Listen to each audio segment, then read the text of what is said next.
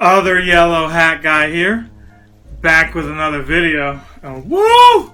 Things are heating up. They are heating up. Let me get comfortable. Just got back from that one movie that you heard me talk about this time last year. Okay? Now, this movie was supposed to come out, I want to say October or November maybe of 2019. It was delayed because there was a lot of fan backlash as to how this movie should look. And by that I mean the main character. Spoilers? No, there's no spoilers in this review. But the movie I'm talking about is Sonic the Hedgehog. And no, you won't refer to it as Sonic the Hedgehog 2020 because this one's going to be, I think it's going to be what you want, right? Well, here, let's go over it as real quick as we can because I'm just digesting it. Went out with some friends. It's my birthday today. Movie dropped on Thursday. And part of me was like, you know, there's an audience that feels like I'm a fan of the character, but I think this movie's going to be bad. There's another audience that's like, this movie's going to be bad, so let's see it. And then there's an audience that's like, yo, they redid it like we wanted to. It's still Sonic. Let's go see this joint. And I think I fell into that latter camp because you don't always get what you want. You don't always get what you ask for, especially in movies. And when you have a source material, you know, it's not an original concept or whatever, things are going to have to change because they don't always translate 100% on film, especially when it's video games. Video game movies are notoriously getting bad raps for not, you know, being like the game or being as entertaining. Why? Because when you got a book, you're immersed in the book and you're reading what's happening to these characters. You're the video game character yourself. So how you feel may not resonate the way other people feel about the same thing happening. You know, so when it's partly you and it's your voice and your head and all that stuff, you can understand why this is different. Let's fix the mic, or let's fix the camera here. We want it solely on me and not the laptop. Sonic, it did not disappoint. They showed a little too much in the trailers, okay? And what I mean by that is you got that it was a buddy film. It was, you know, a lot of these movies, they have a CGI character or a cartoon character with a human companion, and that's supposed to give the humanity element. That's supposed to add to the family values and what have you. Sonic was no different. Now, what I like about this film, you see that in the trailers, it's the government eventually after Sonic. Why are they after him? Well, Sonic he's supposed to be hiding and not being in plain sight, you know? That's the MO, that's the premise, that's the basis of this character's story in this movie. The Sonic that you know and love has no problems being seen. He wants you to see him. He wants the chili dogs. He wants the attention. Sonic is that cool guy, right? He had the attitude and style of Michael Jackson. He had the sneakers.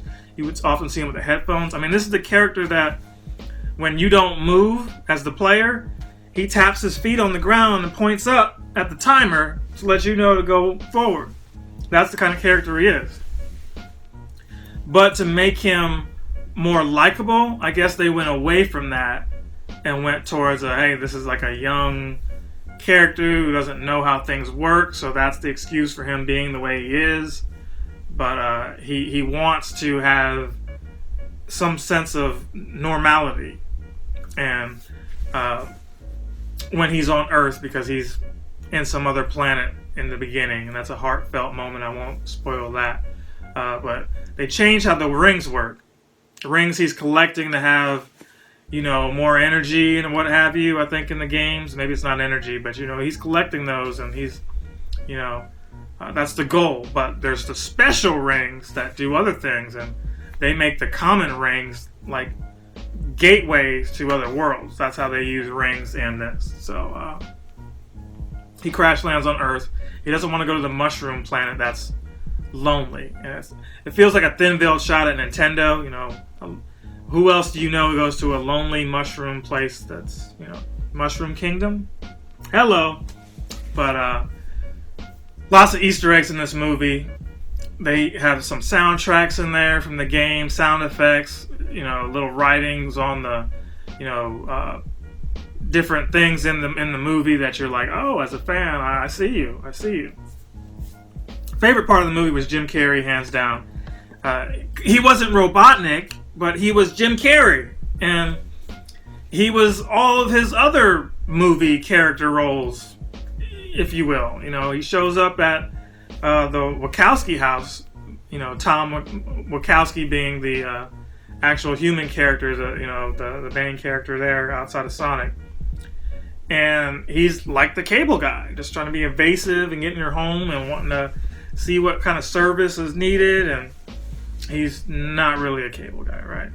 So, you know, he goes from that to the animated expressions like he has in the mask. He's just a 100% douchebag, but it's just funny. He's interrupting this military leader. He's like, and your name again? It doesn't really matter. No one cares. You know, he's just like that. Just straight up. And it was exciting. Robotnik being this brilliant scientist, high IQ. He's not fat and slovenly. But there's hints that he could become that at some point, right? We all got that vibe throughout the movie that something like that could eventually happen because, again, he eventually got the goggles.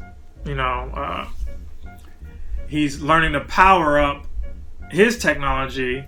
He's got drones and things like that, but through one of Sonic's quills. That's how the main character, Wachowski, comes into contact with Sonic. He finds one of these quills, and Sonic overdoes it in his loneliness. He doesn't go supersonic, but he goes something. I don't know. But it causes the blackout. And that tips off the government. The government hires Robotnik to find the source of this power. It's Sonic. He gets the quill. Robotnik eventually learns how to use that energy for evil, and he's able to actually keep up with Sonic. So Sonic, being the fastest thing alive, is normally chasing Robotnik in the games, but in this movie, it's Robotnik who's chasing Sonic. So that was an interesting spin on it. You know, again, and then Sonic being more of the I need people, I'm lonely, versus hey, I'm going at my own pace, you're too slow. They changed all that around to make this a family-friendly movie. So while you would think that wouldn't work, it worked in this. Maybe if it was an all-out Pixar movie, they wouldn't have needed to go that route because it would be easier to be immersed in that world. But this is what we got, and it was good. I enjoyed it. What I didn't like about the movie, I would say the pacing was a little bit off for me. I wanted more action, but I understood that this was going to be, you know, again, like I said, family friendly. And not since Detective Pikachu have we got a video game movie that was, you know, at least as attentive to detail and entertaining and just not a bad movie. This is not a bad movie by any means. So don't believe the critics. Go see it for yourself. Don't believe me. Go see it for yourself. It may not be a perfect movie. It has its flaws. But it was good. So what would I give it overall? I'm going to give this a 7 out of 10. And for whatever reason, I don't think I have the ability to put 7 out of 10 right now. So to stick with my style and what I'm giving it, that equates to a 3 earthworm. I can't even talk. 3 earthworm gems out of 5. That's what this is going to be. Stay for the mid-credits and the after-credits. You've got to stay for that. No, there's no post-credits. There's a mid-credits and after-credits. And they're going to give you all of your mileage in that last credit scene. That first one is what you all expected. You know, I kind of alluded to it in this video earlier, if you can figure that out once you see it. Again, no spoilers here. But I enjoyed it. I would see it again. There's, like I said, in the middle, there's some drawn out parts that are just like, I could actually go to sleep. But this was good. This was a really good movie. Sonic was, you know, way past cool. Not way past cool, but past cool.